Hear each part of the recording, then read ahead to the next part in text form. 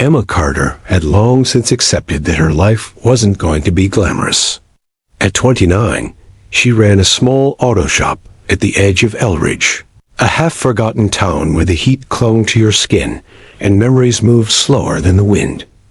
Her hands were calloused from years of wrenching bolts and replacing parts, and her clothes always smelled faintly of oil, no matter how much she washed them. But she was proud of her work, honest work, and that pride kept her standing tall even when bills stacked higher than the tires in her garage. Asterisk, she didn't do it for the money. Not really. Most people in Elridge were just getting by. Some paid in cash, others in pies or favors. Emma never turned anyone away if she could help it. Asterisk.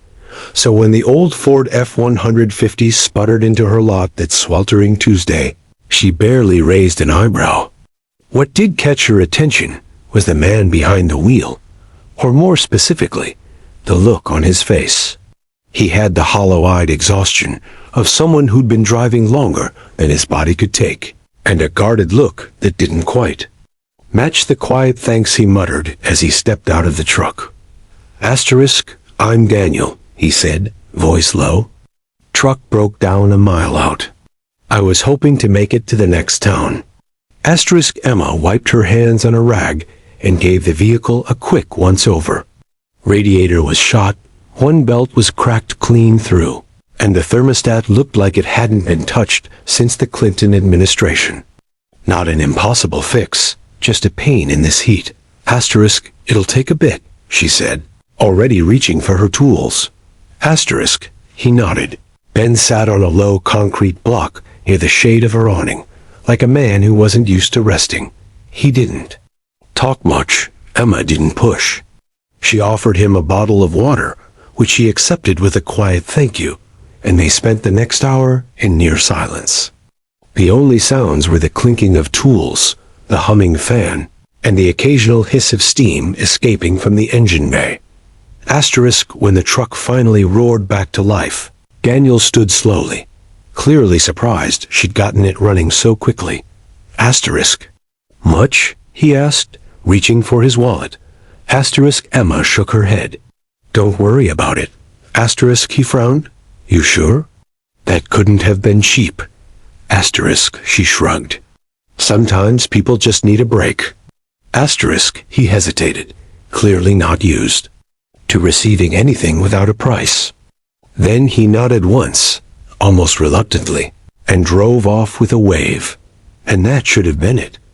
But at WASN single quotes D. Asterisk 3 weeks later, on a cloudless Friday morning, Emma was elbow deep in a Jeep's transmission when she heard it.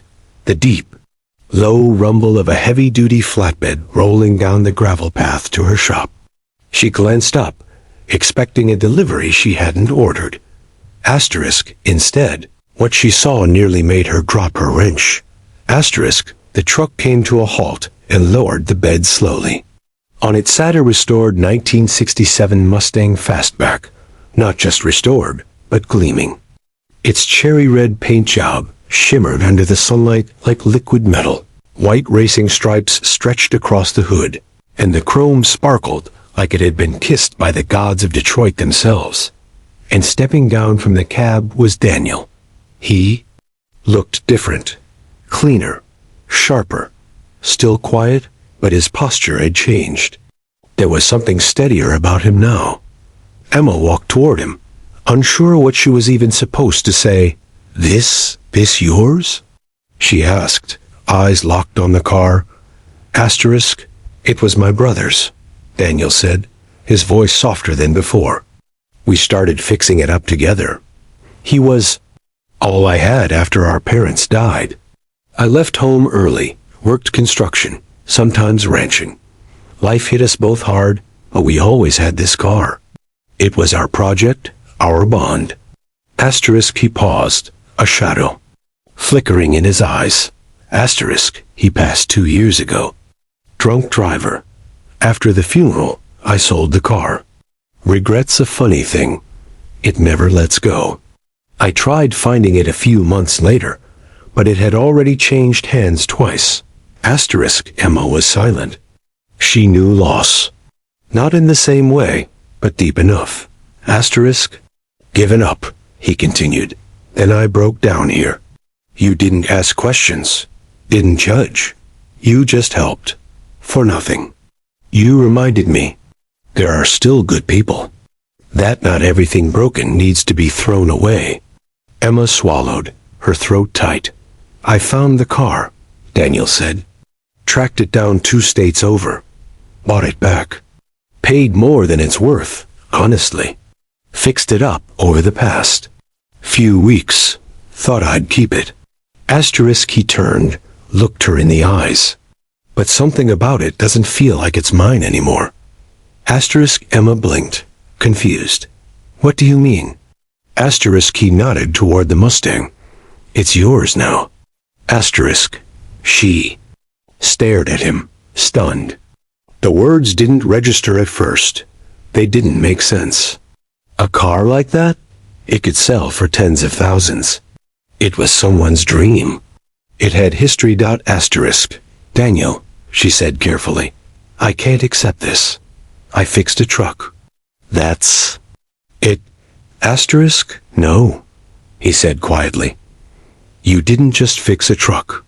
You reminded someone who was ready to give up that there's still kindness in the world, that people still care. You gave me back something I didn't even realize I'd lost. Hope. He handed her the keys. The metal felt cold and heavy in her palm, like it carried the weight of 1,000 untold stories. I don't need thanks, she said. I know, he replied. That's why you deserve it. Asterisk. Emma didn't cry. Not then. She was tougher than that. Or at least she told herself she was. But later, after the flatbed rolled away and the sun dipped low behind the hills, she sat behind the wheel of the Mustang, her fingers gripping the leather steering. Wheel worn by memories that weren't hers, but now somehow were. Asterisk. She looked at her own reflection in the rearview mirror. For the first time in a long while, she saw something more than a mechanic covered in oil and tiredness. She saw a woman who mattered, who made a difference. Asterisk. And in a town where kindness was rare and life was hard, a single selfless act, fixing a stranger's truck for free, had rippled outward, bringing something extraordinary back to her doorstep. Not just a car, but a reminder that sometimes, when you give without expecting anything in return, the world finds a way to give back more than you ever imagined.